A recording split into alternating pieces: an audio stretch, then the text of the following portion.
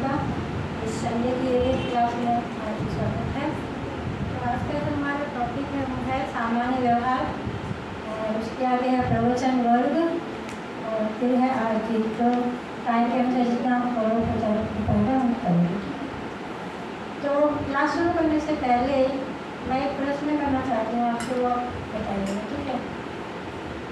अगर कोई आपके सामने जैसे आपसे चापलूसी करता है तो आपको पता चलता है कि वो मेरे पास जो बात कर रहा है वो चापलूस फ्लैटर है, वो चापलूसी कर रहा है, पता चलता है। अगर कोई घमंडी होता है तो उसका भी पता चलता है।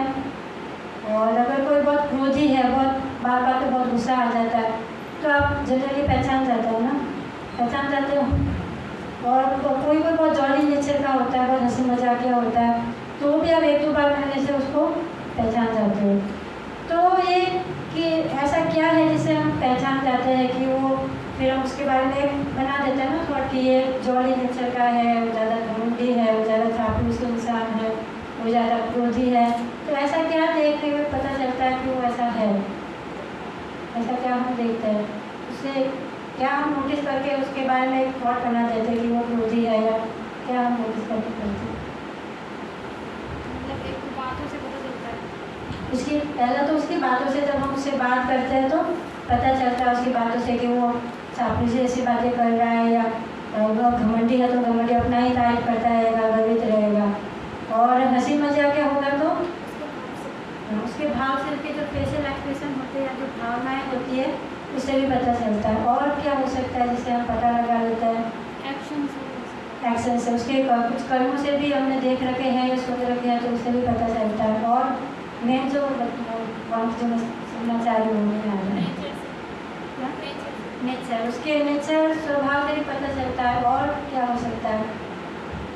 ऐसा क्या वो करता है जिससे हमको उसके बारे में पता, और हम बना देते कि वो क्रोधी है या घमंडी है या चापलूस इंसान है, या शब्द भाषा हो गया, ऐसा क्या वो करता है? उसका जो आचरण जो है, उसका जो व्यवहार है या आचरण है, उससे हम फिर उसको हम थॉट बना लेते हैं, ठीक है? तो उसका जो आचरण देख करके हमको फिर जितनी बार हम मिले हैं तो उसके आचरण से या उसके व्यवहार से हम फिर उसके बारे में कुछ थॉट्स बन जाता है उनके, वो क्रोधी है या चापलूस इंसान है या व्हाटएवर जो भी है। तो उसी प्रकार जैसे हम किसी और के बारे में जहाँ अपना थॉट बना लेते हैं कि वो क्रोधी है, वो बहुत घमंडी है या वो बहुत चापलूस है, उसी तरह हमें भी ऐसे कुछ अवगुण हो गया, हमारे अंदर भी ऐसे सब हो गए, तो हमसे जो मिलता है या हमारे साथ जो रहता है उसको भी हमारे बारे में पता होता है, पता होगा ही नेचुरली। कि जैसे हम किसी के बारे में थॉट बना ले रहे हैं उसके व्यवहार को देख करके कि वो चापलूस है या घमंडी है, उसी प्रकार हमसे जो जुड़े हैं वो भी हमारे बारे में थॉट बना ही रहे होंगे, उनके मन में भी हमारे लिए ऐसा कुछ थॉट होगा कि वो कैसा इंसान है। तो लेकिन क्या होता है कि हम है ना अपने बारे में सब कुछ अच्छा सोचते हैं कि नहीं हम बेस्ट हैं, बाकी कैसा भी हो, लेकिन हम अपने व्यवहार में अच्छे हैं, सब कुछ में हम अच्छे हैं, गुणों में अच्छे हैं। तो हमको ये जरूर अपने ध्यान में रखना है कि जिस प्रकार हम जान पा रहे हैं कि अगला व्यक्ति कैसा है उसके आचरण को देख करके, उसी प्रकार हमारा जो आचरण है, हमारा जो व्यवहार है, वो भी हमसे जो थर्ड पर्सन हमसे जो जुड़ा है वो भी हमारे बारे में थॉट बनाया हुआ है, उसको भी हमारे बारे में पता है कि हम कैसे हैं। तो उसी के लिए हमको क्या करना चाहिए? अपने आप में क्या करना है? हमको अपने आचरण में, अपने व्यवहार में क्या करना है? अगर कुछ हमको लग रहा है कि हमारे अंदर कुछ अवगुण है या कुछ प्रॉब्लम है व्यवहार में, तो उसको हमको क्या करना चाहिए? फिर सुधार करने का प्रयास करना चाहिए। क्योंकि ये टॉपिक यही था, इसलिए मैंने ये प्रश्न पूछा आप सबसे कि जो कि सामान्य व्यवहार में पहला पॉइंट ये बताया गया है कि हम जो भक्त हैं और सदैव गुरु तथा श्री कृष्ण के प्रतिनिधित्व करते हैं, और यह सभी भक्तों को सदैव ध्यान में रखनी चाहिए। अगर हम मंदिर में रहे या घर में रहे, ऑफिस में रहे, रोड पर रहे, कहीं पर भी रहे, प्रत्येक को क्या करना चाहिए? अपने सद्व्यवहार द्वारा गुरु तथा भगवान श्री कृष्ण के प्रति प्रशंसा भरे उद्गार प्राप्त करना चाहिए। इसी प्रकार अपने दुर्व्यवहार के कारण अपने गुरु और श्री कृष्ण का अपमान हो, ऐसा व्यवहार कभी नहीं करना चाहिए। देखो कितना इम्पोर्टेंट पॉइंट बोला गया कि हम जो है क्या कर रहे हैं? इस्कॉन को, अपने गुरु को, अपने भगवान श्री कृष्ण को प्रतिनिधित्व कर रहे हैं। और अगर हम अपना आचरण सही नहीं रखेंगे तो अपमान किसका हो रहा है? हमारे गुरु का हो रहा है, हम जिस संस्था से जुड़े हैं उसका हो रहा है, भगवान श्री कृष्ण का हो रहा है।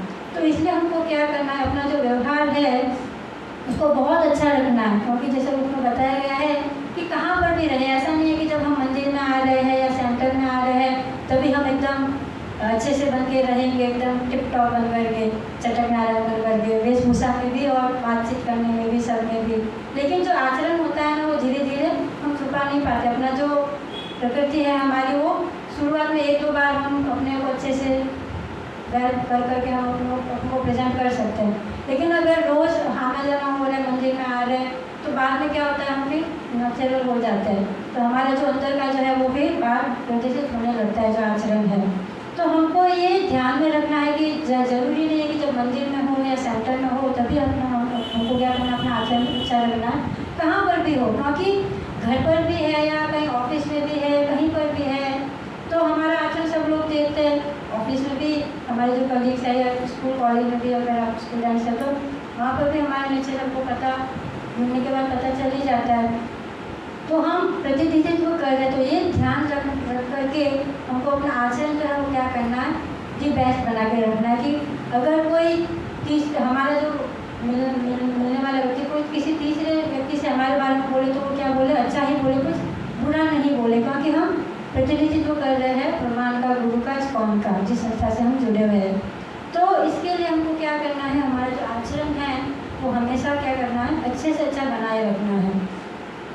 क्योंकि अगर कोई तीसरा पर्सन हमारे आचरण को देख करके खुश नहीं है, तो वो 3-4 लोगों को और बताएगा कि वो तो माता जी देखो कैसी है, ऐसे तो सेंटर में तो बहुत अच्छे से बात करती है, देखो देखिए ऑफिस में देखो कैसे किस तरह से वो रिएक्ट कर रही है, जल्दी क्रोधित हो जाती है, या कुछ भी सेंटर में तो बहुत कुछ बोलती है, ये करना चाहिए, वो करना चाहिए, खुद ही फॉलो नहीं कर रहे। तो उसकी जो फेथ होता है ना, वो डाउन हो जाता है डाउन। हमारा भी अगर देखो हम यूट्यूब पे भी देखते हैं या कहीं पे भी मोबाइल में या ऐसे देखते हैं, या हम सेंटर में भी किसी भक्त को देखते हैं अच्छा वो कर रहा है, तो हमारा उस पर फेथ बना हुआ रहता है। लेकिन हम किसी और से अगर हम सुन ले उसकी बुराई कुछ, तो हमारा फेथ धीरे धीरे क्या हो जाता है, उसके प्रति डाउन होने लग जाता है कि देखो हम तो इतना उसको अच्छा समझ रहे थे, लेकिन वो कैसा निकला या कैसा निकली। तो हमको ये ऐसा कार्य नहीं करना है जिससे कि किसी और का हमारे प्रति जो फेथ है वो खराब हो जाए, या हम भी किसी के बारे में बात करें तो उसका फेथ जो है वो खराब हो जाए। तो हमको क्या करना है, हमारा जो आचरण है वो हर जगह, हर परिस्थिति में, हर जगह पे क्या करना है, हमको अच्छा रखना है। तभी हमारे, जब हम अपना आचरण अच्छा रखेंगे तभी क्या होगा, जो हम प्रतिनिधित्व कर रहे हैं तो वो उनका जो फेथ है वो बना रहेगा गुरु के प्रति, भगवान के प्रति। तो इस तरह से हमको क्या करना है, अपना आचरण क्या करना है, अच्छा रखना है। फिर नेक्स्ट पॉइंट आ रहा है इसमें कि यदि किसी का अनादर अथवा अपमान किया गया हो, तब भी ऐसे समय में हमको क्या करना चाहिए, स्वयं की उदारता दिखाते हुए अपना स्तर जरा भी कम न हो देते हुए व्यवहार अच्छा रखना चाहिए। कि अगर कभी कभी कुछ हमें ऐसी परिस्थिति अभी आती है कि हमारा अनादर हो रहा है, रेस्पेक्ट नहीं मिला, या किसी ने अपमान कर दिया, तो कभी कभी क्या होता है ना, भक्त जो बहुत ज़्यादा जल्दी क्रोधित हो जाते हैं ना, तो वो बहुत जल्दी क्रोधित हो जाते हैं और फिर रिएक्ट कर लेते हैं कि तेज़ आवाज़ बात करेंगे, कुछ कर बैठेंगे, या कुछ सामान कुछ हाथ में होगा तो वो गिरा देंगे, ऐसा कुछ व्यवहार कर लेंगे वो। तो उससे क्या होता है कि घर पर है तो चलो कोई बात नहीं, घर वाले ही देख रहे, लेकिन कहीं बाहर को ऐसा प्रदर्शित कर रहा है तो जो दूसरे लोग देख रहे हैं ना, उसका भी वो भी देख करके क्या सोचते हैं कि देखो ये भक्त हो करके क्या कर रहे हैं, इस तरह से बर्ताव कर रहे हैं सेंटर में या मंदिर में। तो ऐसा अगर अनादर या अपमान हो भी जाता है बाई चांस किसी परिस्थितिवश, तो हमको अपना जो व्यवहार है ना वो हमेशा अच्छा रखना है। ऐसा नहीं है कि उसने 2 शब्द बोल दिए तो हम 4 ईंट का जवाब क्या पत्थर से देंगे, हम ऐसा हमको नहीं करना है। क्योंकि अगर ऐसा करने से देखो, जब भी कुछ झगड़ा होता है ना, वो शब्दों सबसे ज़्यादा हमारा जो झगड़ा बोलचाल से ही होता है। कुछ हम कुछ बात बोल देते तो अगला वाला फिर कुछ और बात उसके बढ़ करके कुछ बोल देता है, ऐसे करके बात बढ़ती जाती है। होती कितनी सी छोटी सी बात होती है, लेकिन वो बात का पूरा कहते हैं ना पता कर बढ़ जाता है। तो उस तरह से छोटी सी बात जब इतनी बड़ी बन जाती है, खाली शब्दों के हेरफेर से हम शब्द कुछ ऐसे निकाल लेते हैं, अब शब्द निकाल लेते तो वो धीरे धीरे और बड़ा झगड़े के रूप में वो परिवर्तित हो जाता है। तो ऐसी कुछ परिस्थिति अगर हमारे बीच में, सेंटर में या मंदिर में, जहाँ कहीं भी है, घर में भी है, ज़रूरी नहीं है कि सेंटर में, घर में भी ऐसा ही होता है कि कुछ छोटी सी बात होती है, लेकिन भाई बहनों में या फ्रेंड्स में या कभी कजिन्स ब्रदर सिस्टर्स है तो उसके साथ भी हमारी नोक हो जाती है। तो जब ऐसा होता है तो हमको क्या करना चाहिए, स्वयं को उदार बन करके, विनम्र बन करके क्या करना चाहिए, हमको अपना व्यवहार जो है वो अच्छा रखना है, खराब नहीं करना। ऐसे नहीं कि उसने कुछ गाली गलौज कर दी, कुछ बोल दिया तो हम भी 2-4 एक्स्ट्रा गाली दे करके ही फ्री होंगे, ऐसा नहीं करना। हमको अपना व्यवहार जो है वो अच्छा रखना है, क्योंकि जब हम ऐसा करेंगे तो क्या होगा, अगला वाला भी एकदम वो शांत हो जाएगा। क्योंकि अगर हम भी उसके पीठ का जब पत्थर से देंगे तो फिर वो भी उसके आगे कुछ बोलेगा, फिर तीसरा वो भी कुछ उसके आगे बोलेगा, तो ऐसे करके वो बात बढ़ती जाती है। लेकिन एक दिन अगर शांत हो गया, पहला वाला बोल रहा है, दूसरा वाला सुन रहा है, शांत हो गया, कुछ नहीं रिएक्ट कर रहा है, तो वो बोल बोल के कितना बोलेगा, 1 मिनट 2 मिनट, फिर बोलेगा चलो ये तो कुछ बोल नहीं रहा है, नहीं बोला जा रहा, बोले जा रहा, तो वो भी धीरे धीरे क्या हो जाएगा, शांत हो जाएगा। तो ये हमको आदत जो है वो हमारे नेचर में, हमारे स्वभाव में डेवलप करनी चाहिए कि कैसे अगर ऐसी कुछ परिस्थिति आती है तो हम अपने आप को क्या करें, शांत कर ले, उसको और ज़्यादा अपमान उसके अंदर उसमें नहीं करें उसको। फिर तीसरा पॉइंट इसमें आ रहा है कि भक्तों को सदा क्या करना चाहिए, इस बात का ध्यान रखना चाहिए कि कोई उन्हें फंसाए का ठगे नहीं। लेकिन ऐसा इसमें देखो ये तीसरा स्थिति बता दी है इसमें कि अगर ऐसा नहीं है कि चलो हम तो विनम्र है, हम कुछ नहीं बोलेंगे, लेकिन ऐसा नहीं है कि कहीं हम मार्केट में जा रहे हैं, कहीं जा रहे हैं, तो अगर हमको कोई ठग रहा है, फंसा रहा है कुछ बात बोल करके, तो हम उसमें फंस जाएँ, नहीं हमको तो बोला गया है, नहीं हमको तो विनम्र बन के रहना है, कुछ नहीं बोलना है, तो उस समय हमको जरूर उसका जवाब देना है। अगर कोई फंसा रहा है तो हमको उसके अंदर नहीं फंसना है। या कभी कभी होता है ना, जैसे कि हमको मार्केट में है या कहीं कुछ सामान भी खरीद लेते हैं, परचेजिंग करते हैं, तो हमको उसकी रेट पता है कि इतने में मिल जाता है नॉर्मली, लेकिन कोई बहुत ज़्यादा बताया तो उस समय नहीं कि चलो इसने जो बोल दिया हम उससे थोड़ा सा बोलेंगे नहीं और ले लेंगे, तो वो तो ठगना हो गया। तो ऐसे हमको अपने आप को ठगे जाना नहीं करना है। उस समय हमको जो उचित वर्ड्स बोल करके उस समय जरूर हमको अपोज करना है कि नहीं हमको तो पता है तो इतने नहीं आता है, आप ज़्यादा बता रहे हो। तो ऐसी कुछ परिस्थिति आती है जब हमको लग रहा है कि हमको फंसाया जा रहा है या ठगा जा रहा है या ऐसा कुछ हमारे साथ गलत व्यवहार हो रहा है, तो उस समय हमको जरूर अपोज करना चाहिए। ठीक है। फिर साथ ही साथ भक्तों को क्या करना चाहिए, किसी भी झगड़े या व्यर्थ के बाद नहीं पड़ना चाहिए। कभी कभी ना ऐसा होता है कि दो लोगों के बीच में झगड़ा हो रहा है और तीसरा जो पर्सन जो सुन रहा है ना वो भी बीच में कूद पड़ता है कि चलो हम भी थोड़े मजे ले लो उसके अंदर जा करके, तो उससे क्या होता है ना वो झगड़ा और बढ़ जाता है। तो ऐसा हमको नहीं करना, क्योंकि ना कभी कभी कुछ ऐसी परिस्थिति भी आती है कि एक एग्जाम्पल देके बताती हूँ। 2 भक्त हैं, वो बहुत अच्छे फ्रेंड्स हैं और वो कभी किसी बात पे क्या होता है वो लड़ने झगड़ने ऐसा ही बातचीत शुरू हो जाती है, उनका लड़ना झगड़ा ऐसा हो जाता है, बातचीत करके थोड़ा झगड़ा टाइप होने लगता है। तो जो तीसरा पर्सन है ना जो सुन रहा है आसपास खड़ा होकर, वो सोचता है कि देखिए तो इतने से भक्त थे, तो इतने बेस्ट फ्रेंड थे, ये लड़ रहे, तो फिर वो भी उसके अंदर पूछ जाता है कि नहीं आप सही हो, आप गलत ये करके हो जाता है। फिर उसने अपना भी झगड़ा कर दिया दूसरों के साथ, दोनों बंदों के साथ, और फिर बाद में 1 घंटे बाद वही व्यक्ति जो तीसरा पर्सन है वो देखता है कि वो दोनों जो मित्र थे ना वो अच्छे से गले मिल रहे हैं, बात कर रहे हैं, ऐसे मजाक कर रहे हैं। तो देखो वो फ्रेंड्स थे, उनमें कुछ नोक-झोंक हो गई और वो वापस इंटरमिंगल भी हो गए, क्योंकि उनका नेचुरल टॉक थी वो, ऐसा वो उसको तीसरे को लगा कि ये झगड़ा कर रहे हैं, लेकिन नेचुरल टॉक थी, वो वैसे ही कुछ बात कर रहे थे, लेकिन वो उसमें पढ़ करके उसने उसमें एंट्री कर दिया और झगड़े का रूप कर दिया उसको, और वो वापस इंटरमिंगल हो गए, वो तो अच्छे से हंसी खुश रहे और अपना क्या करते समय व्यर्थ कर दिया तीसरे पर्सन में।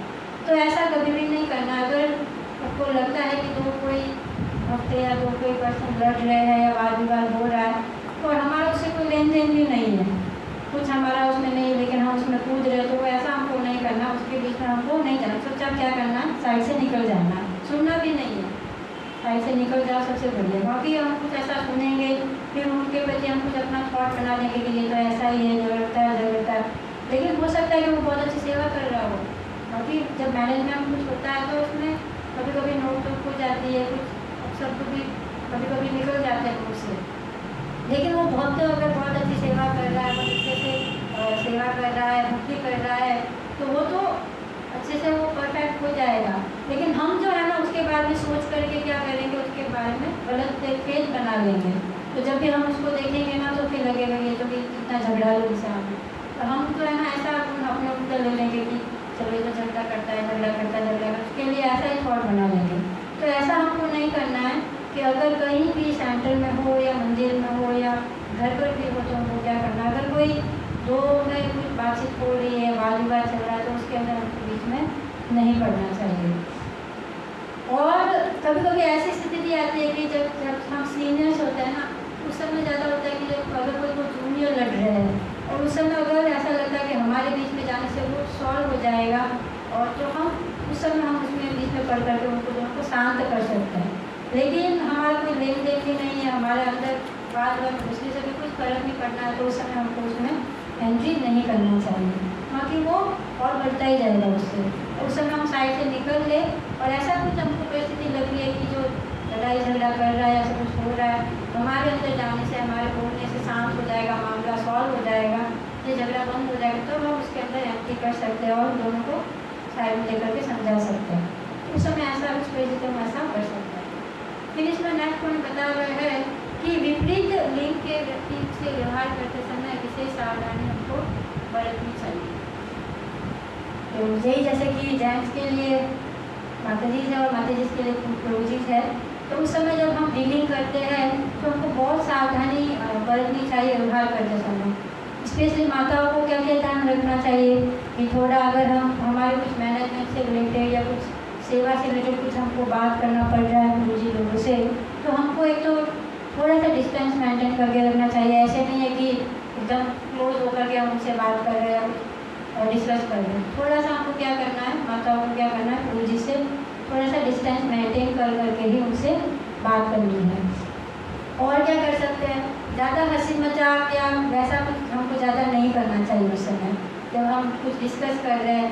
अगर कुछ सेवा से रिलेटेड ऐसा कुछ टॉपिक है जिसमें हमको बात करना है तो वो तो करना ही है वो तो, लेकिन ऐसा कुछ हमको बातें नहीं शेयर करनी है या बातें ऐसे नहीं करनी जिससे कि वो कुछ अलग फीलिंग बना ले हमारे। कभी कभी ना ऐसा होता है कि किसी ना माताओं की आदत होती है ऐसे नॉर्मली कुछ बात करने की, तो लेकिन जो थर्ड पर्सन जो सेकंड जो दूसरा पर्सन जो सुन रहा है ना वो कुछ अलग ही सोच बैठता है उसकी बातों को लेकर के। होता है कभी कभी मोस्टली जब गर्ल्स और बॉयज़ बात कर रहे हैं, ऐसा कुछ उसने ज़्यादा तारीफ कर ली उस लड़के की गर्ल ने, तो वो कुछ और सोच बैठेगा कि मुझे साथ पसंद कर रही है या कुछ और ऐसा कुछ वो चाह रही है। तो ऐसे हमको हमारी जो बातें हैं ऐसे हमको नहीं उस समय तक बोलनी है। हमको जो मैनेजमेंट जो हमारी सेवा है उससे रिलेटेड ही हमको डिस्कस करना है। ऐसा नहीं कि थोड़ी हंसी मजाक करने लग गए, कुछ और चर्चाएँ करने लग गए पॉलिटिक्स की या फिल्म की या इंस्टाग्राम की या कुछ और भी। तो इस तरह की जो टॉपिक्स है ना, जो प्रजल्पा है, वो हमको उस समय प्रोजेस के साथ बिल्कुल भी नहीं करना है। हमको क्या करना है, काम से काम वाला जो है ना, जैसे कि हमारा जो सेवा है, जो हमारा काम से रिलेटेड जो बात करनी है वही डिस्कस करना है बस। उससे ज़्यादा एक्स्ट्रा जो है ना वो हमको ज़्यादा नहीं करना चाहिए, ठीक है। फिर आगे इसमें श्री रूप गोस्वामी बताते हैं कि भक्तों को अपने सामान्य व्यवहार के प्रति कभी भी असावधानी नहीं बरतनी चाहिए, या दूसरे शब्दों में कह सकते हैं कि भक्तों को अपनी मूलभूत औपचारिकता, सभ्यता एवं मान अपमान के व्यवहार को सांसारिक समझकर उसकी अपेक्षा नहीं करनी चाहिए। इसमें बताया गया है कि कभी कभी ना ऐसा भी होता है कि कुछ भक्त होते हैं ना वो अपने आप को उच्च लेवल के मान बैठे कि हम तो उत्तम अधिकारी वाले भक्त हैं, वेल टॉप्ड भक्त हैं, हम तो तीनों गुणों से परे जा चुके हैं। तो हमारा कोई मान करे अपमान करे, हमारा हमको सम्मान दे रहा है नहीं दे रहा है, तो वो उसको सांसारिक समझ बैठता है कि तो मटेरियल चीज़ें हैं, हम इसमें नहीं पड़ेंगे, और वो अपना व्यवहार अच्छे से नहीं करता है। तो ऐसा भी हमको नहीं करना है, क्योंकि हम सोसाइटी में रह रहे हैं, एक समाज में, जैसे कि कृष्ण महामंडल था ना, ये भी एक इंटरनेशनल सोसाइटी है। तो सोसाइटी को ध्यान में रखते हुए हमको ऐसा नहीं समझना कि हम तो बहुत उच्च स्तर वाले भक्त बन गए तो हमें कुछ फर्क नहीं पड़ता है, हमारा कोई मान हो रहा है अपमान हो रहा है। तो ऐसा नहीं समझ करके हमको क्या करना है, हमारा जो व्यवहार है ना वो हमेशा क्या करना है, मृदु रखना है और अच्छा रखना है, सुंदर रखना है, ठीक है। फिर इसमें कुछ छोटी छोटी सी बातें बताई गई है बुक में, जो ऑलरेडी आपको पता भी है, लेकिन फिर भी मैं बोलना चाहूँगी ताकि वो याद रहे। क्योंकि होता है ना, जब एक ही बात को ज़्यादा बार रिपीट किया जाता है ना तो वो बैठ जाती है उनके, हमको सब वो आगे जो 3-4 पॉइंट्स है आपको सबको पता है नॉर्मली, सब आप करते भी होंगे व्यवहार में। लेकिन फिर भी ऐसा है ना, जब हम किसी बात को ज़्यादा बार रिपीट करते हैं ना तो वो बैठ जाती है, याद रहती है वो कि हमको वो नहीं करना है। कभी कभी क्या होता है, हमको पता है तभी हम क्या करते हैं, गलती कर लेते हैं। तो जब हम बार बार उसी एक बात को सुनते हैं ना कि हमको ये नहीं करना है, नहीं करना है, नहीं करना है, फिर वो एकदम स्ट्रांग हो जाती है मन में कि हमको नहीं करना है, क्योंकि जब हमने ज़्यादा बार उसको सुन लिया है। तो वही इसमें बताया गया है कि अगर हम कभी कभी हम सेंटर में कहीं लेक्चर चल रहा है या मंदिर में लेक्चर चल रहा है, अगर हमको बीच में कहीं उठना है, जाना है, तो हमको क्या करना चाहिए, रास्ता मांग करके जाना चाहिए। ऐसे नहीं है कि लांग करके जाए। ऐसा क्यों कहा जाता है कि हमको रास्ता मांगना चाहिए, लांग करके नहीं जाना चाहिए? क्या रीज़न है इसके पीछे, तो बताना चाहिए। भक्तों को पैर लग सकता है, पैर टच हो, एक तो भक्तों को पैर लग सकता है, क्योंकि अगर हम जब लांग कर जा रहे हैं तो छाँव से ज़्यादा बन जाए कि पैर कहीं ना कहीं लग जाए। और क्या कारण? अपमान भी माना जाता है। हाँ, अपमान भी माना जाता है कि किसी भक्त को हम लांग रहे हैं। और क्या हो सकता है?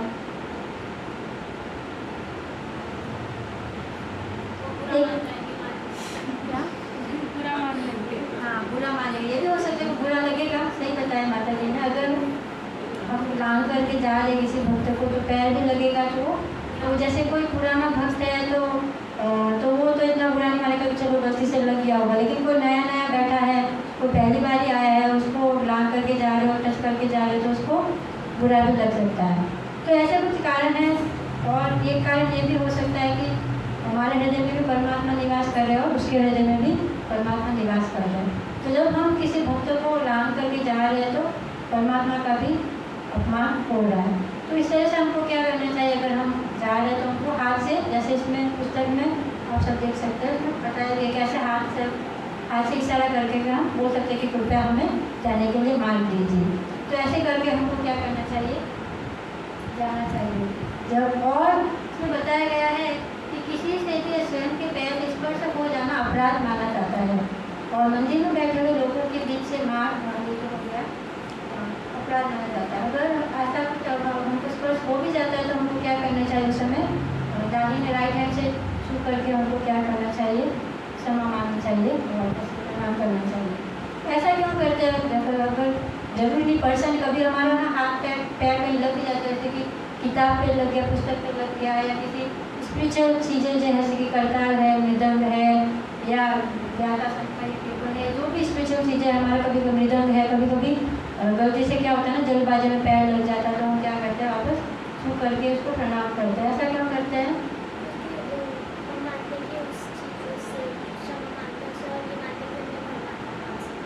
बाकी वो जो चीज़ें हैं, वो जो वस्तु है, वो क्या है, भगवान की सेवा में यूज होती है, जैसे कि करताल है, मृदंग है, या माइक स्टैंड है, या जो भी है, जो भी क्योंकि ये सब क्या है, बलराम जी का विस्तार है।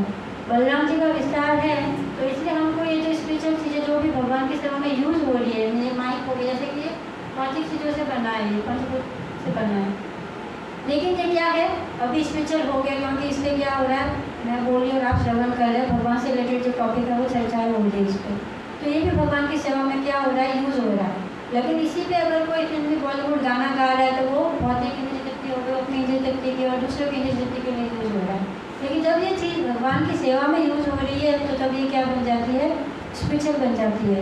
तो उस समय हमको क्या करना है, कुछ हमको हमारे बाई चांस पैर लग भी जाता है तो हमको क्या करना चाहिए, अपने राइट हैंड से टच कर करके प्रणाम करना चाहिए, क्षमा मांगनी चाहिए।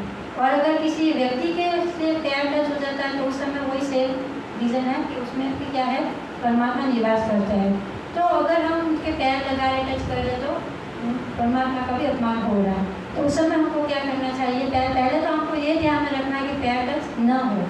लेकिन कभी कभी ऐसा होता है कि भीड़ भाड़ वाली एरिया है और ज़्यादा क्राउड है, और उस समय चांस बन जाते हैं कि पैर टच हो जाता है। जैसे कि कभी कभी लाइन लंबी होती है या प्रसाद की लाइन होती है, तब भी हमारा कुछ चांसेस बन जाता है कि पैर टच हो जाता है। तो उस समय हमको क्या करना चाहिए, राइट हैंड टच कर करके हमको क्षमा मांगनी चाहिए, प्रणाम करना चाहिए। फिर इसमें आगे बताया गया है, शास्त्रों के अनुसार तो ब्राह्मणों या भक्तों के मध्य से जाते समय यदि हाथ दिखाकर हम आगे नहीं मांगते तो हमारा संपूर्ण ज्ञान नष्ट हो जाता है। देखो इसमें ये बताया गया है कि अगर हम भक्तों के मध्य जा रहे हैं और हम रास्ता नहीं मांग रहे तो क्या हमारा जो ज्ञान है वो क्या हो जाता है, नष्ट हो जाता है। तो ये भी हम ध्यान में रख सकते हैं कि अगर हम ऐसा करेंगे तो हमारा जो ज्ञान, जो थोड़ा बहुत ज्ञान है वो भी हमारा क्या हो जाएगा, नष्ट हो जाएगा। तो हमको क्या करना है, ये छोटी छोटी सी बातें जैसे कि रास्ता मांगना है, अगर पैर टच हो रहा है तो प्रणाम करना, तो ये हमको हमेशा ही हमारे व्यवहार में लानी चाहिए। ठीक है, फिर नेक्स्ट टॉपिक आता है इसमें प्रवचन वर्ग। प्रवचन के दौरान अत्यंत शांत एवं एकाग्रचित होना आवश्यक है। सोने वाले व्यक्ति अथवा बातुनी भक्त प्रवचनकार को निरुत्साही बनाते हैं तथा श्रोताओं का ध्यान विचलित करते हैं। इस प्रकार का व्यवहार गुरु एवं परंपरा को कलंकित करता है।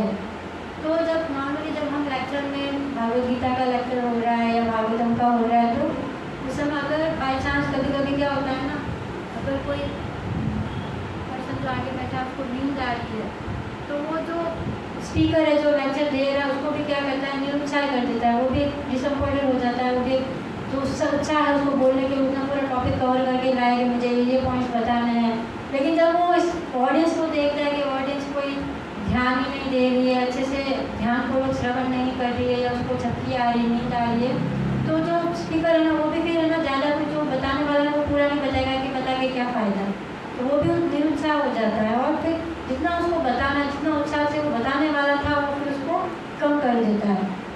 तो जो ऑडियंस है, ऑडियंस के लिए ये सीख दी गई है, शिक्षा दी गई कि उसको क्या करना है कि एकदम शांत होकर के एकाग्रचित होकर के एकदम ऐसे नहीं कि इधर भी ध्यान है उधर भी ध्यान है, कुछ हम साथ में कुछ और भी काम करें। वो कभी होता है ना, कोई लोग इसमें माला भी करते हैं उसमें कि चलो और माला 16 माला पूरी करनी है, लेक्चर 1 घंटे का लेक्चर है, 8 माला हो जाएगी इसमें, तो साथ में माला भी चलती रहेगी, श्रवण भी हो जाएगा। तो वो माला पूर्ण मानी जाएगी और ना ही वो श्रवण पूर्ण माना जाएगा। तो इससे अच्छा या तो माला करो, बाहर जाके बैठ के अपने घर देना कि माला करो अपने अच्छे से, और या अगर आपको श्रवण ही करना है तो एकाग्रचित होकर के क्या करो, लेक्चर जो चल रहा है वो श्रवण करो। तो ऐसा हमको जो लेक्चर के लिए हमको एक ही काम करना है, श्रवण ही करना है एकाग्रचित होकर के। तो उस समय हमको एकदम शांत मुद्रा में एकाग्रचित होकर के हमको श्रवण करना चाहिए। और अगर कभी कभी ऐसा होता है ना, बहुत थके हुए हैं, बहुत हम ज़्यादा हेक्टिक अगर हमारा स्केड्यूल है और उस समय हम लेक्चर सुनने बैठ जाते हैं तो ज़रूर होता है कि हमको झपकी लग जाती है, नींद आने लगती है। तो उस समय हमको क्या करना है, उठ जाना है और पीछे जा कर के खड़े होकर के श्रवण करना है। लेकिन हमें ऐसा है ना, देखा गया है कभी कभी ऐसा होता है ना कि आलस कर देते हैं उठने में कि कौन उठ के जाएगा, फिर लोग सोचेंगे कि इसको नींद आ रही थी इसलिए पीछे जाके खड़ा हो गया है, खड़ी हो गई है, और मैं नींद नहीं लूँगा, फिर मैं जग गया और मैं अच्छे से सुनूंगा। लेकिन 5 मिनट बाद उसको वापस झपकी आने लग जाती है। तो वो आलस के मारे क्या करता है, उठता भी नहीं है और वो श्रवण भी उसका रह गया, श्रवण भी नहीं कर पा रहा है और ना ही उसकी नींद अच्छे से पूरी होती है उस समय, क्योंकि वो उसको सबकॉन्शियस माइंड में रहता है। उस समय में सुन भी रहा है, नहीं भी सुन रहा है, दोनों वाली स्थिति रहती है। तो उस समय हमको आलस नहीं करना चाहिए और क्या करना चाहिए, उठ करके पीछे खड़े होकर के श्रवण करना। क्योंकि जब खड़े हो जाते हैं ना तो चांसेस कम होते हैं नींद आने को, क्योंकि अगर उस समय भी नींद अगर आ गई तो गिर जाएगी। तो हमको क्या करना है, उस समय खड़े हो जाना है। और ऐसा नहीं है कि खड़े बीच में ही, जैसे कि कोई बीच में खड़े तो वही खड़े होकर के श्रवण करें, पीछे जा करके खड़े होकर के हमको श्रवण करना है। और इससे क्या है ना, स्पीकर का भी माइंड भटकता है, डिस्टर्बेंस होती है, और जो आसपास जो बैठे उसका भी कोई हो सकता है जो पीछे बैठा उसको फिर स्पीकर का चेहरा नहीं दिख रहा है, क्या बोल रहे हैं उसको समझ नहीं आ रहा। तो हमको पीछे जा करके क्या करना चाहिए, खड़े हो। ये नहीं शर्माना, हेजिटेशन नहीं रखना चाहिए कि लोग मेरे बारे में क्या सोचेंगे। इससे अच्छा ये है कि हमारा जो श्रवण है वो हमारा अच्छा हो जाए, पीछे जा कर के क्या हो जाए, हम खड़े होकर के श्रवण कर ले, तो ये ज़्यादा अच्छा है। ये देख करके लोग ज़्यादा अच्छा मानते कि देखो उसको नींद आई तो वो खड़े होकर श्रवण कर रहा है, वो उसके लिए अच्छी फीलिंग सोचेगा कि देखो उसको अगर नींद आ रही है तो उसने आलस नहीं किया, क्या हो गया, वो पीछे होकर के उसकी उतना उत्साह है श्रवण करने का कि वो पीछे खड़े होकर के श्रवण कर रहा है। तो ये हमको बातें जो है वो ध्यान में रखनी चाहिए। फिर इसमें बताया गया है कि इससे पहले मंदिर में बैठने के संदर्भ में सुझाए गए नियमों का अक्षरशः से पालन करना चाहिए। चाहे इसमें जो भी पिछले जो टॉपिक्स है उसमें बताया गया होगा कि मंदिर में कैसे बैठना चाहिए। तो जो मुद्राएं होती होती है, जैसे कि हमको अच्छे से आरती मार करके बैठ करके जैसे आप सभी बैठे हैं इस समय, तो उस समय कुछ आसन में बैठ करके हमको श्रवण करना चाहिए। ऐसे नहीं है कि बार बार कुछ कुछ पीछे पीछे बताया भी गया है टॉपिक कि हम पैरों को टच करें, तो उस समय जब हम श्रवण कर रहे हैं लेक्चर, पैरों को टच नहीं करना है या इधर उधर टच नहीं करना है, ध्यान इधर उधर नहीं देना है। कुछ किसी किसी के ना आदत होती है कि कुछ बातें कुछ साथ चलती रहती है, कुछ बोलते रहते हैं, तो उस समय भी हमको ये जो आते हैं ना, ये हमको सुधारनी चाहिए, हमको नहीं बोलना चाहिए। क्योंकि इससे ना हमको तो लगता है कि हम तो बहुत धीरे आवाज़ में बात कर रहे हैं, लोगों को स्पीकर को या किसी आजकल को पता नहीं चलेगा, लेकिन डिस्टर्बेंस होता है उससे भी। तो हमको ये जो छोटी मोटी बातें हैं कि मंदिर में हमको कैसे बैठना है, ये हमको जरूर ध्यान में रखनी चाहिए। फिर इसमें बताया गया है कि प्रवचन के दौरान मंदिर में अथवा जिस स्थान पर प्रवचन हो रहा है उस कमरे के अंदर बाहर घूमना वर्जित है, क्योंकि इससे प्रवचन में बाधा उत्पन्न हो सकती है। तो इसमें बताया गया है कि जब कभी कभी ऐसा होता है ना, किसी को जल्दी जाना होता है तो फिर वो बीच में उठ करके चला जाता है, तो इससे ना आसपास जो ऑडियंस है उसको भी डिस्टर्ब होता है और जो स्पीकर लेक्चर कर रहे हैं उसको भी डिस्टर्ब होता है। तो अगर तो इस समय हमको क्या करना चाहिए, क्या कर सकते हैं आप बताइए कि अगर बाई चांस 1 घंटे का लेक्चर है 8 से 9 सुबह और हमको 8:30 बजे तक हम सुन सकते हैं, उसके बाद हमको ऑफिस जाना है या कॉलेज जाना है, तो आप ऐसा क्या करोगे जिससे कि डिस्टर्ब भी नहीं हो और आप आधे घंटे का श्रवण कर पाओ, ऐसा क्या कर सकते हैं? हाँ, एक तो पीछे बैठ सकता है, मगर अगर हम पीछे बैठेंगे तो पीछे से कि सबसे पीछे हम हैं तो आसपास के ऑडियंस को भी डिस्टर्ब नहीं होगा, वो प्रणाम करके जा सकता है। और क्या कर सकते हैं?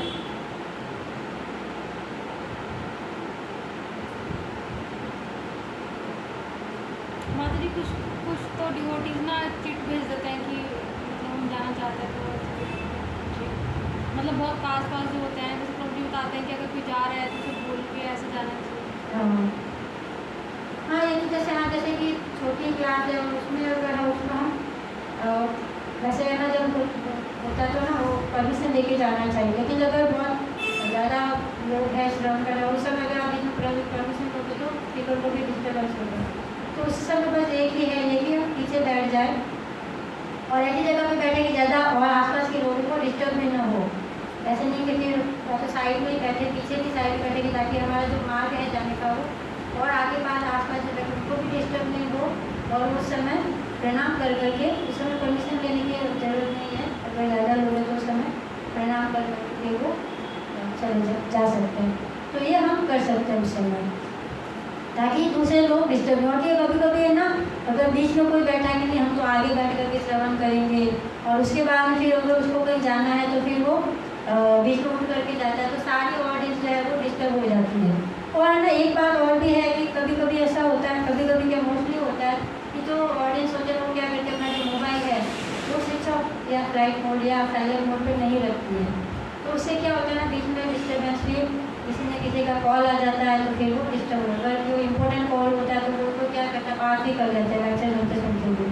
तो उस समय हमको क्या करना है, उठ जाना है, बाहर जाओ, आराम से आपको जो बात करनी है कर लो, नीचे बैठ करके दूसरे लोगों में डिस्टर्बेंस नहीं करें। लेकिन वो क्या सोचता है कि नहीं हम तो एकदम धीरे आवाज़ में बात करेंगे, चुप करके बात करेंगे, पता भी नहीं चलेगा, लेकिन ऐसा हमको नहीं करना, क्योंकि डिस्टर्ब उस समय होता ही होता है अगर हम मुस्कुराहट से भी बात कर रहे हैं। तो हमको क्या करना, अगर सबसे पहले तो मोबाइल को हम साइलेंट मोड पर रख करके ही हम प्रवचन के दौरान बैठे, और आपको लग रहा है कि नहीं कोई इम्पोर्टेंट कॉल आ रहा है तो आगे वाइब्रेशन वाला ऑप्शन है वो रख लीजिए, ताकि आपको पता चल जाए कि किसी का कॉल आ रहा है, तो उस समय आप उठ करके बाहर चले जाए और बात कर लें। लेकिन सबसे प्राइमरी हमारे क्या है कि हम उसको मोबाइल को जो है वो उसको साइलेंट मोड पर के रख करके ही हम बात प्रवचन के दौरान बैठे। क्योंकि इससे ना जनरली ऐसा ना होता है ना कि फिर भी हमने बहुत बार सुना है कि हमको साइलेंट मोड पर रखना है, फिर भी हम नहीं रखते, भूल जाते हैं। तो क्या करना, जैसे सर पे कुछ हमेशा बताते कि वापस चेक कर लो कि आपने साइलेंट मोड पे रखा है या नहीं रखा है बैठने के दौरान। कभी कभी ऐसा भी है ना, गलतफहमी हो जाती है कि हमने साइलेंट मोड पे रख रखा है, होता नहीं है वो, तो चेक कर लो मोबाइल को और फिर हम लेक्चर के दौरान बैठ जाएँ। क्योंकि एकदम छोटी सी बात है लेकिन ये बहुत इफेक्ट करती है। क्योंकि कभी कभी ऐसा होता है कि कुछ वक्त ऐसे होते हैं ना जिसका मोबाइल हमेशा बजता ही बजता है, तो वो ना बहुत ऐसा कंडीशन पैदा कर देता है कि वो डिस्टर्बेंस हो उसका जो लय बना होता है, वो जो टॉपिक चर्चा करने वाला है या कर रहा होगा, कि जब स्पीकर जब चर्चा करता है ना, डिस्कस करता है, तो उसके माइंड में वो चलता रहता है कि हमको उसके बाद में ये पॉइंट बताना है, ये बताना, तो वो सारा है ना गड़बड़ा जाता है, तो उससे बहुत डिस्टर्ब हो जाता है। छोटी सी बात, लेकिन ये बहुत ध्यान देने योग्य बात है कि हमको क्या करना है, मोबाइल को जो है वो साइलेंट मोड पे या वाइब्रेशन मोड पे रख करके ही हमको लेक्चर के दौरान बैठना है। फिर तीसरा है, इसमें माता पिता को अपने बच्चों का ख्याल रखना चाहिए, और यदि बच्चे शोर मचा रहे हो तो क्या उन्हें मंदिर के बाहर ले जा सकते हैं। तो ये पेरेंट्स के लिए सबसे अच्छा बताया गया है कि कभी कभी बच्चों को जब हम लेके आते हैं तो बच्चे देखो नॉर्मली वो चंचल होते तो कुछ ना कुछ शरारत करेंगे, तो हमको पहले से ही प्लान कर करके चलना है। ऐसे नहीं कि चलो ये तो बच्चे हैं, ऐसा नहीं सोचना कि बच्चे तो करेंगे ही, तो हम उस पर ध्यान नहीं दें। इससे सारी ऑडियंस को डिस्टर्बेंस होता है और जो स्पीकर उसको भी डिस्टर्ब होता है। तो हमको प्लानिंग करना है कि अगर हम अपने बच्चे को लेकर के जा रहे हैं तो हम जरूरी नहीं, पेरेंट्स अगर कोई भाई बहन या चाचा चाची या कोई भी हो, अपनी छोटी बहन या छोटे भाई को भी लेकर के जा रहा है, जो उसका रेस्पॉन्सिबल पर्सन बच्चे को लेके आ रहा है, उसकी रेस्पॉन्सिबिलिटी बन जाती है कि वो क्या करे, पूरी प्लानिंग के साथ आए। तो प्लानिंग में क्या क्या हो सकता है, आप बताइए कि क्या क्या हम प्लान कर सकते हैं कि बच्चे को हम शांत रखें उस समय। आपको जो दिमाग में आ रहा है बताइए। अगर आपके साथ कोई बच्चा आने, आपके कोई कजिन, छोटा सिस्टर या ब्रदर आ रहा है, कोई है नहीं घर पर, आपको लेक्चर भी सुनना, आपको लेके ही आना, तो आप क्या करोगे? ऐसा क्या प्लान करोगे कि ताकि हम लेक्चर भी सुन ले और बच्चा डिस्टर्ब भी नहीं करे, दोनों काम हो जाए। खाने पीने की चीज़ दे देंगे। हाँ, खाने पीने की सामान, जो टिफिन है छोटा सा, वो साथ में कुछ ड्राई आइटम है वो साथ में लेके चले, तो ताकि उसको हम एंगेज कर सकें उसमें। और क्या कर सकते हैं? माधुरी, जो थोड़े बहुत बड़े बच्चे होते हैं ना, उनको ड्राइंग वगैरह दे सकते हैं। हाँ, जैसे ड्राइंग बुक्स हो गया, कलर्स हो गए, तो उसको देते तो वो उसमें लग जाता है आधा घंटा, उसमें आराम से निकाल लेता है। और क्या कर सकते हैं? माधुरी, बिना बजने वाले ना टॉयज दे सकते हैं। हाँ, बिना बजने वाले जो टॉयज है वो साथ में लेकर के चल ले, तो ताकि वो उसमें एंगेज रहे, वो डिस्टर्ब नहीं करे। और क्या कर सकते हैं? सुला दे। हाँ, उसको सुला दे। ये भी हो सकता है कि उसको थोड़ा घर पे लेक्चर से पहले उसको अच्छे से खिला ले, उसको अच्छे से और अच्छे से उसको पूरा अच्छे से एक्सरसाइज कर ले उसकी, भागा दौड़ी वाला काम, कुछ ऐसा गेम खेल ले उसके साथ ताकि वो थक जाए, और जैसे ही लेक्चर शुरू हो जाएगा तो वो सो भी जाएगा, उस समय तो उस समय डिस्टर्ब वो नहीं कर पाएगा। और क्या कर सकते हैं? सोच अगर आपके साथ हुई अच्छा आ रहा है तो क्या क्या करोगे?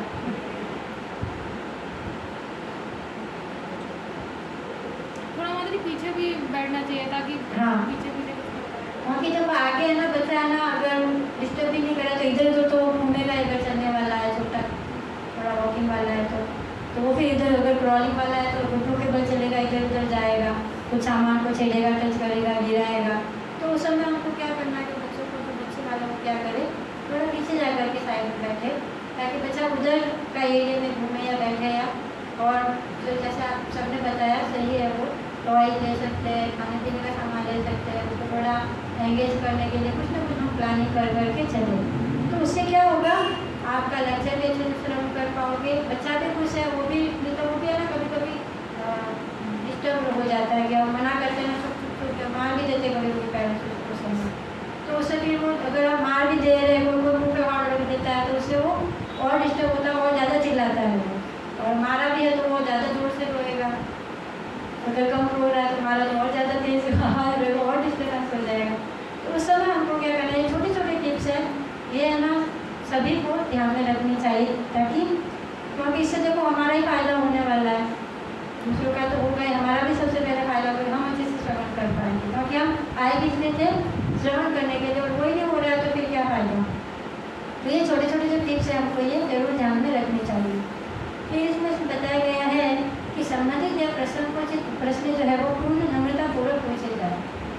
तो ऐसा कभी कभी होता है कि कोई कोई जो होता है ना उसको पता है, लेकिन कोई कोई जो ऑडियंस ऐसी होती है ना, तो स्पीकर का वो नॉलेज चेक करने के लिए भी पूछता है कि उसको कितना पता है, ऐसा कोई टिपिकल क्वेश्चन पूछूंगा ताकि वो बता नहीं पाए, वो उसको इससे फील करवाना चाहता है, उसका थोड़ा डाउन करना चाहता है उसको।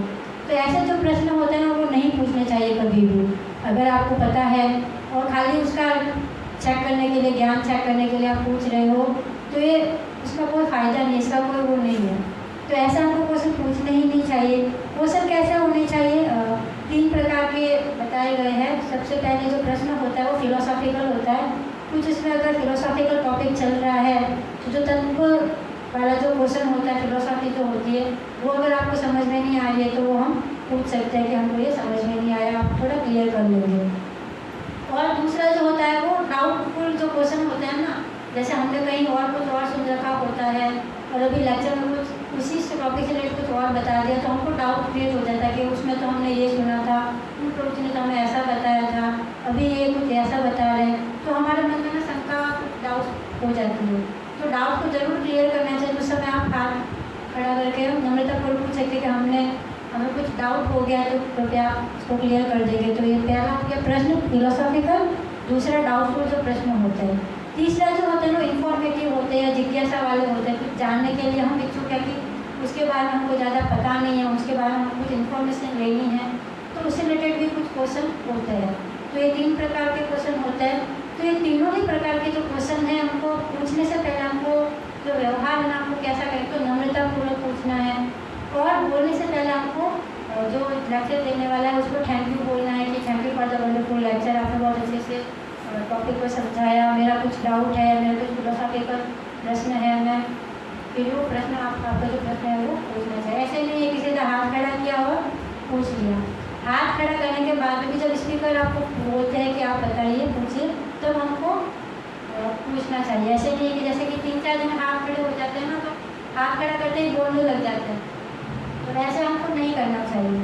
अगर एक ही हाथ खड़ा है तो वो स्पीकर नॉर्मली बता ही देगा कि हाँ चलो आप पूछो, लेकिन 3-4 जन जब हाथ खड़े होते तो वो सीधा हमको पूछना नहीं है क्वेश्चन।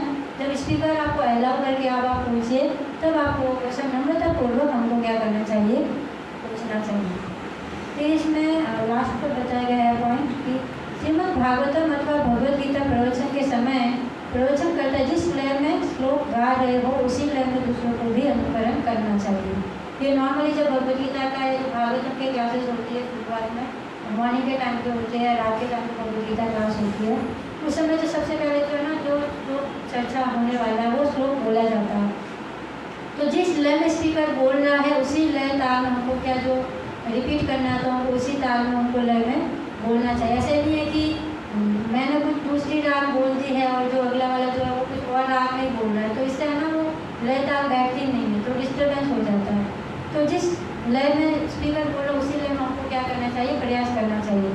और अगर आपको वो लय ताल हार्ड लग रही है, उच्चारण करने में दिक्कत आ रही है, तो उस समय आप क्या करें, ना बोलें। जिसको अच्छे से बोलना आ रहा है वो बोले। जरूरी नहीं है कि जब हम बोलेंगे तभी माना जाएगा कि हमने भी श्लोक बोला है, क्योंकि जब स्पीकर बोलता है तो पीछे पीछे तो हम बोलते ही है, थोड़ा कम आवाज़ में तो हम बोलते ही उस समय। तो ऐसा नहीं है कि नहीं हम तो दिखाना है कि नहीं मुझे भी श्लोक अच्छे से आता है, और फिर वो बोलने लग जाता है और फिर लय ताल नहीं आ रही है तो फिर वो सब गड़बड़ हो जाता है। तो ऐसा हमको नहीं करना है। और उससे पहले भी ये ध्यान में रखना है कि अगर जो वरिष्ठ भक्त है उनको पहले मौका देना चाहिए कि वो पहले बोले, और उसके बाद में अगर स्पीकर अलाउ कर रहा है कि हाँ और 3-4 बार और उच्चारण करना है तब हम बोल सकते हैं। लेकिन कभी कभी ऐसा होता है कि टाइम शॉर्टेज चल रहा है, ऑलरेडी लेट हो गया है लेक्चर शुरू होने में, तो कभी कभी स्पीकर खाली एक जने को अलाउ करता है, एक माता जी गुरु जी को अलाउ करते हैं कि खाली एक जना बोलेगा, फिर वो शुरू कर देते हैं। तो उस समय हमको शुरू नहीं कर देना कि नहीं हम भी बोलेंगे। तो जब स्पीकर बोलता है तो पीछे तो हम बोलते ही है। तो ये हमको कुछ बातें हैं वो ध्यान में रखनी चाहिए जब लेक्चर चल रहा है। और जो सामान्य व्यवहार अभी उससे पहले जो चर्चा है कि जो कुछ छोटे छोटे टॉपिक्स है, ये छोटी छोटी बातें हैं, लेकिन ये छोटी छोटी बातें ना हमारा व्यवहार, हमारा जो आचरण है ना वो बनाती है। तो इसलिए हमको जो है ना ये बहुत ध्यान में रखना चाहिए। ठीक है, तो इसी पे हम विराम करते हैं। अगर किसी का कोई